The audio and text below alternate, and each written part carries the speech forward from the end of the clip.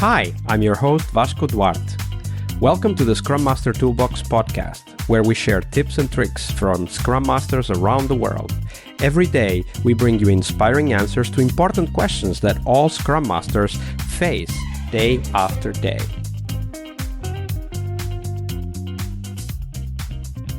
Hello, everybody. Welcome to one more week of the Scrum Master Toolbox podcast. And joining us this week from London in the UK is Avipaul Bhandari. Hey, Avi, welcome to the show. Hey, hi, how are you? Thanks for having me. Absolutely. So Avi has over 20 years experience as an Agile practitioner. He's an intuitive and knowledgeable change agent and has been part of many successful Agile adoptions in various industry sectors, from startups to multinationals. And he says he's committed to nurturing joyful, autonomous teams, and he fosters high-performing cultures through his people-first approach, which we will, of course, explore this week with Avi. So, Avi, tell us a little bit more about yourself and how did you end up becoming a Scrum Master? Sure, yeah. I actually started as a developer a long time ago, and the company I was working at, it was I would say early to mid 2000s.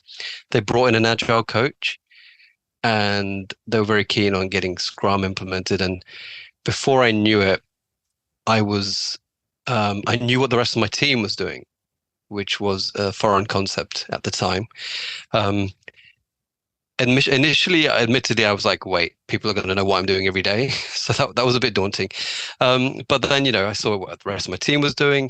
We were having direct conversations with the business, and I understood their context and why they wanted us to do things and get things done a certain way.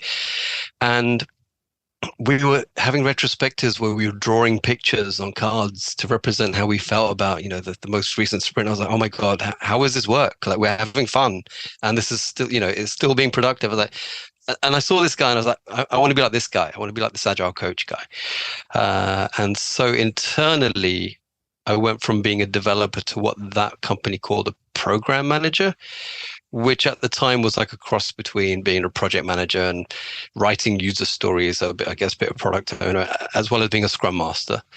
And so that's where it all started, really. And I'm sure there's plenty of stories from that mix of three, some of them even, in my mind, completely different roles. Yes, yeah, At least project manager and Scrum Master, if not also product owner. But of course, those stories, they inform a lot of what we then learn and are able to apply later on. We're going to explore one story of failure. I don't know if it's about that mix of roles, but we'll find out very soon. So Avi, tell us that story of a difficult moment you had as a Scrum Master. And of course, we'll later dive into the takeaways and the lessons learned, but tell us that story first, Avi. Sure. Now, this one is a bit quite personal, I would say, and it is having to admit some very personal things about my approach and how I made mistakes in this situation. I was actually as an Agile coach in a smaller organization, so I was still doing the day-to-day Scrum Mastery teams, etc. And the story I'm about to tell you covers a number of themes. One is just that resistance to change that we experience as Scrum Masters or Agile coaches, and I think a lot of us experience this. But my failures specifically relate to ego, self-created narratives, lack of empathy initially, and then too much empathy the other way.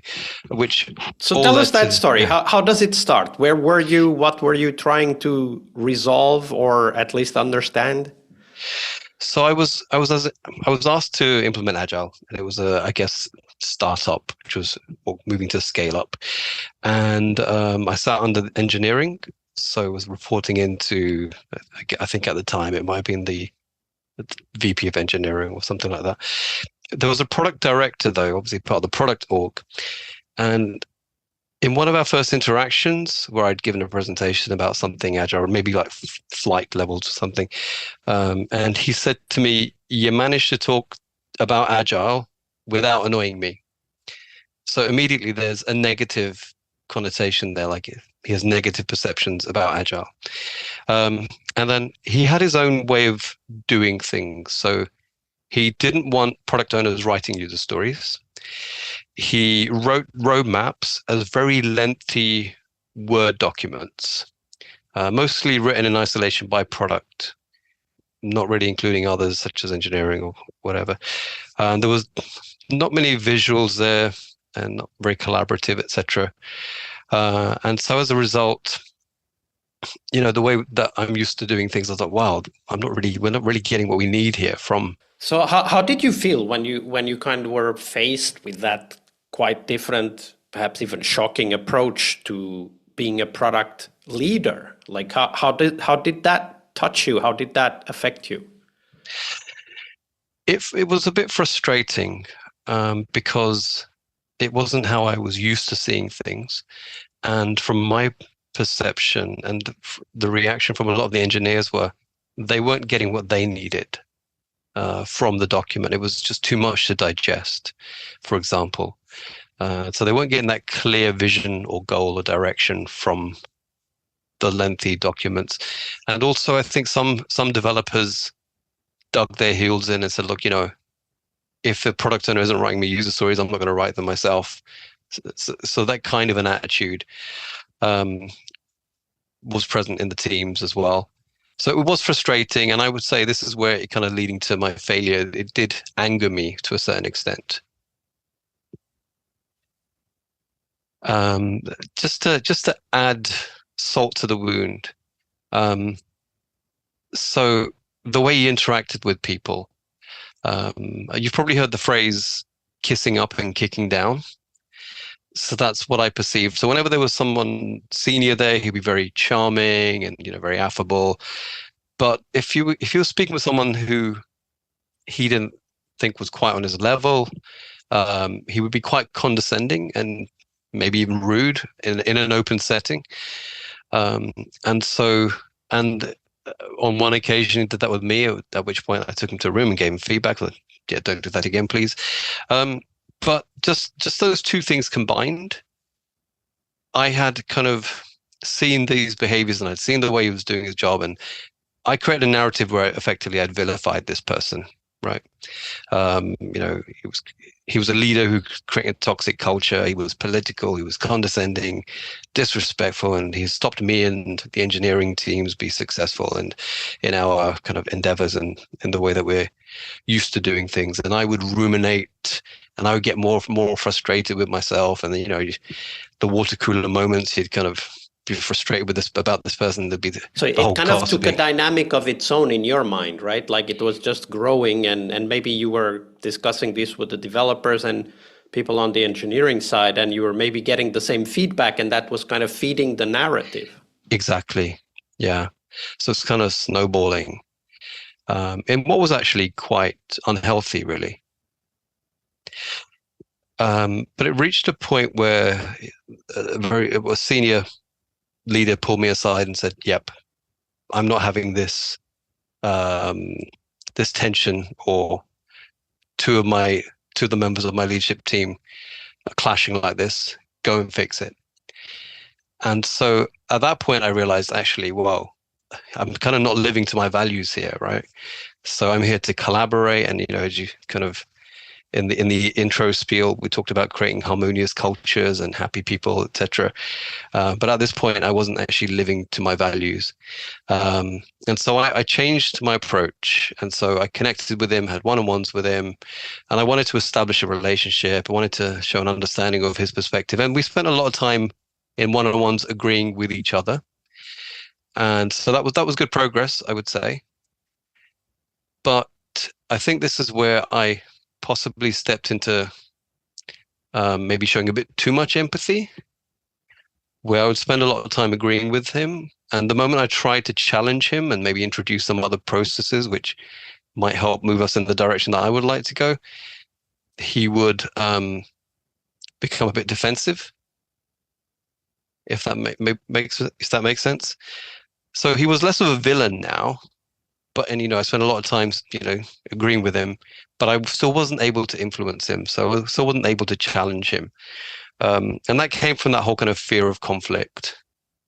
not wanting to return to the space that we were. So what you're saying is that you tried to bring your ideas forward, but as you saw resistance, you backed down. That's right. Yeah. So when you think about this, like with the benefit of hindsight, of course, when you think about this, what would you like to have done differently? Like if you were to go through this story again, what would you do differently? Quite a few things, actually. So I think just understanding their perspective, for one, like, why did they choose this approach? Why did they find that this roadmap format was useful? Now, I'm guessing that he had success with this format in previous roles. He didn't just make it up there and then. It was something that he'd had previous success with, and he was trying to recreate that success within this company. And, with the whole user stories thing, he had quite good reasons for not having the product owners write the user stories. It was because he wanted them to be forward thinking, focused on strategy as opposed to the day to day. So there was a logic behind his approach. There was a method to the perceived madness, but also I think, actually, before I move on. So whilst that might not be what we would expect based off, our agile ways of working, it wasn't agile by the book, but maybe it's what the organization needed at that point. And maybe we needed to kind of help him, or I needed to help him to be successful in his approach, which may be very different to my own. And I think this is the whole kind of like, we don't go there with a cookie cutter approach. We have to do what's right for the individuals and the organization at that time. So that's partly one thing that I would change. I would also, I didn't help myself from a mental health perspective by when I talk about the rumination and just creating this narrative in my mind and just upsetting myself. That was something that I did in isolation almost, right? I didn't need to do that. And I would upset myself just thinking about his approach and how frustrating it was. So our roles are difficult enough as it is, and we do need clarity of thought in these kind of difficult situations. So it's exercising radical acceptance, if that makes sense. It's like, these are the cards that have been dealt. This is the reality. Anger's not going to help me. By not accepting this reality, that's just going to upset me. So accept the cards were dealt, process it, and move on and say, how do we move on from here? And also what I perceive to be rudeness and him being condescending. So I've recently discovered that I've got ADHD, neurodiversity, etc.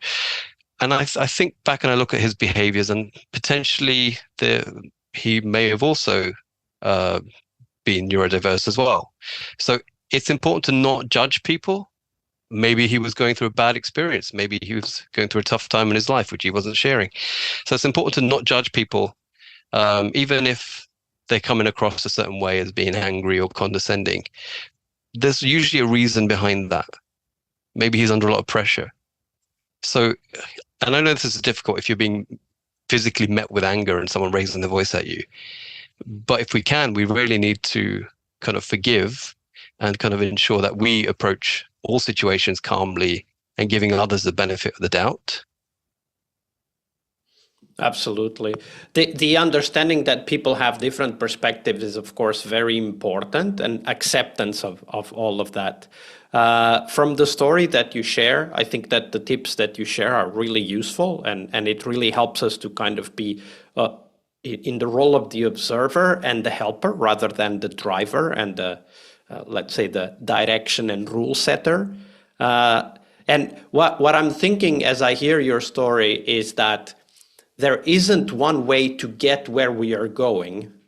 Mm-hmm. So wherever we start from, we just need to make an effort to find a way, not the way, but a way. And that's how I would translate in my mind this, be ready to accept where the other is, in this case, the other person or the teams or team members or whatever there is, but not necessarily to stay in, okay, this is how it is, but rather to think, okay, but this is where we start. What step can we take? Exactly. Yeah. And it might result in you being uncomfortable for a while, or not in your comfort zone, or in territory that you're not used to. But it's worth, for us to learn and expand on our horizons, to kind of come from a place of curiosity, I think. I think that's very well said. Coming from a place of curiosity. Thank you for sharing that, Avi. Oh, thank you. Monday is about what we learn from our obstacles and our failures. But tomorrow is Team Tuesday here on the Scrum Master Toolbox podcast. We explore teams and their journeys, the habits they develop that threaten their performance, how each of our guests helped their teams evolve, and the one key lesson they learned from that experience. We really hope you liked our show. And if you did, why not rate this podcast on Stitcher or iTunes? Share this podcast and let other Scrum Masters know about this valuable resource for their work. Remember that sharing is caring.